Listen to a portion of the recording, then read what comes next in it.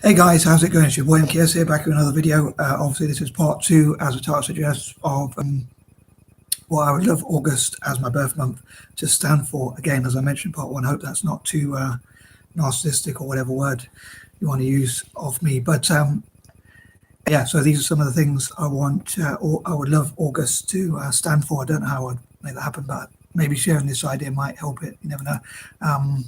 But I might agree, mate. Anyway. So please check out part one if you haven't done so, and I hope you enjoyed this video, and I hope you enjoyed part one if you already watched it, or I hope you will enjoy it if you watch it, and I appreciate your help and support and views and things like that. And yeah, so here goes. Yeah, please look out for part three when I make it, hopefully all being well. So here goes. So continuing on from my list from part one, as I say, please check that out if you haven't already done so. I have to make these 3 point for anyone who might stumble across this crazy guy here. I often make 3-part videos, so I discuss 10 different ideas in each of those 3 videos, so the videos aren't too long, so they're not like half an hour or longer, which obviously would be quite long for most people's attention span, including my own. So anyway, here's some of my ideas, further ideas. So number 11, I would love for August to be a month where people perhaps have a new beginning, or a new sort of change some of your people to change some of their bad habits that they have, including myself, and think of anything new they would like to change or do or take on to reach their full potential, or do more of, like more charity or whatever, which again I hope to come to, in another point. Anyway, but yeah, so things that you would like to change, like bad habits or things like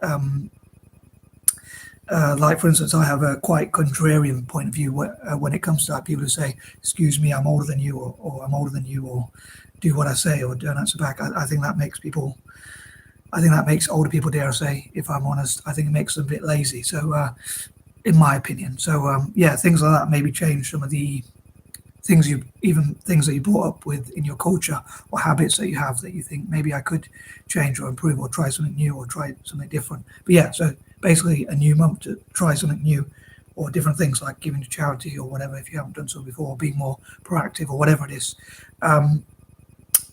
Yeah, and changing some of your habits, as I say, and maybe even, like I say, challenging some of your cultural norms or values, or again, like habits you do, or rituals or routines. Obviously easier said than done, but it might be something worth trying. So yeah, basically August to be try something different month. It could be. Number 12, I would also love August to be a month, excuse me, a month where people inspire or motivate or encourage each other and uplift each other, anti-bullying, where people, I know it's a bit corny of me, but I'm a bit of a hippie, but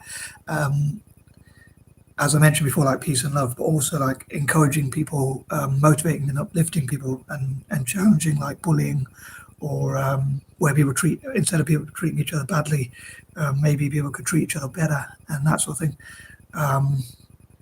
Yeah, as ever, I'd love to hear your ideas on each of these points, while I remember to mention that. So again, how you think you could uplift each other, or if you've been inspired by any of these points I'm raising, like perhaps where you were a bit harsher to people in, say, in August, you're going to be a bit more nicer to people, maybe if that's you, or you agree with encouraging people to do that, then I'd love to hear from you. But again, any point you want to mention or make in the comments section. Number 13, again, more of a biased idea of mine. I often think of a negative thing for 13, but again, sporting, I hope I don't jinx this, but supporting Italian football. So I hope to use August to encourage people to support Italian football, as it's a bit of a bias of mine. Again, I hope I don't jinx it, but I support Italy, although it's not always the most ethical. But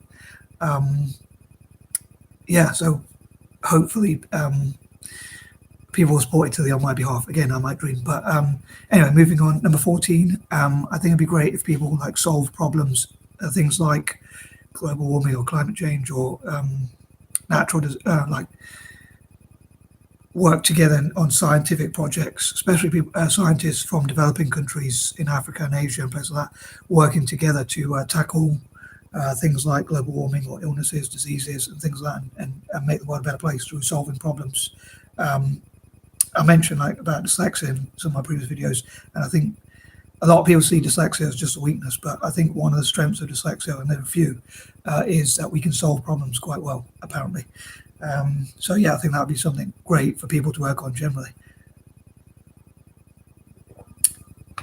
Number 15, I think it would be a great thing to encourage also people to listen to each other.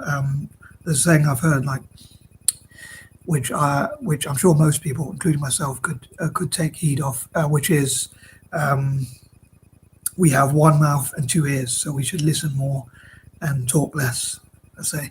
But yeah, so I think that's something that would be great to listen to each other, learn from each other, and people in developing countries or colonized countries, passing on skills and knowledge to each other, or people learning skills which they can help to train people in developing countries as well.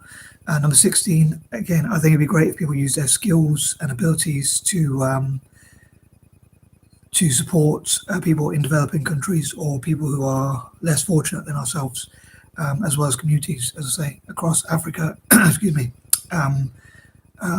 and Asia and places like that, poor communities generally, or homeless people, using our skills and abilities to support those people. Number 17, again, using our skills, talents, and things like that. I think we should try to use them for the greater good.